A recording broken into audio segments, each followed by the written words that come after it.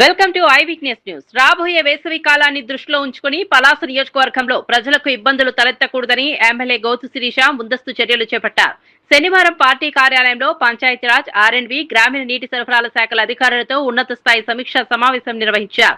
ఒక్క గ్రామంలో కూడా త్రాగునీటి సమస్య తలెత్తకూడదని స్పష్టంగా ఆదేశించారు. సమస్యలు ఉన్న ప్రాంతాలను వెంటనే గుర్తించి మరమ్మతులు పూర్తి చేయాలని సూచించారు. డయేరియా కేసులు నమోదవుతున్న సమాచారంపై తీవ్రంగా స్పందించి పరిశుభ్రమైన త్రాగునీరు అందించేందుకు చర్యలు తీసుకోవాలని అధికారులను హెచ్చరించారు.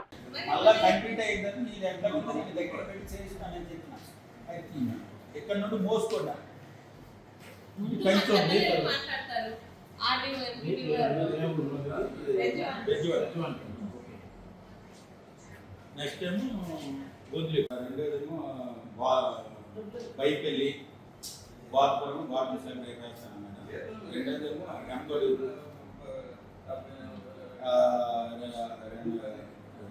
దుబ్బూరు, చంద్లీగడ్డు,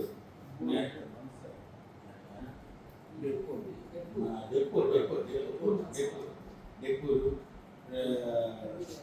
ఇప్పుడేమో మొదలు పెట్టాము. అది ఆ సైట్ మళ్ళీ మార్చారు. ఆ సైట్ తీసుకోవడం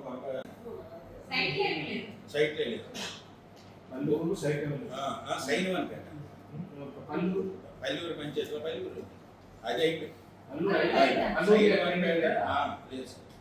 పల్లూరు పంచాయతీలో సైన్వన్పేట, బొందులీపురము, గొప్పవానిపేట, బెజ్జివానిపేట సైట్ ఇచ్చారు మేడం.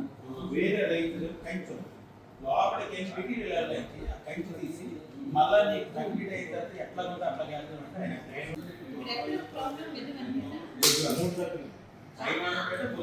బెజ్జవానిపేటలో ఒక రైతు సంచి తీసి మనీ చేస్తామంటే ఒప్పుకోవట్లేదంటే ఆయన కంచేసి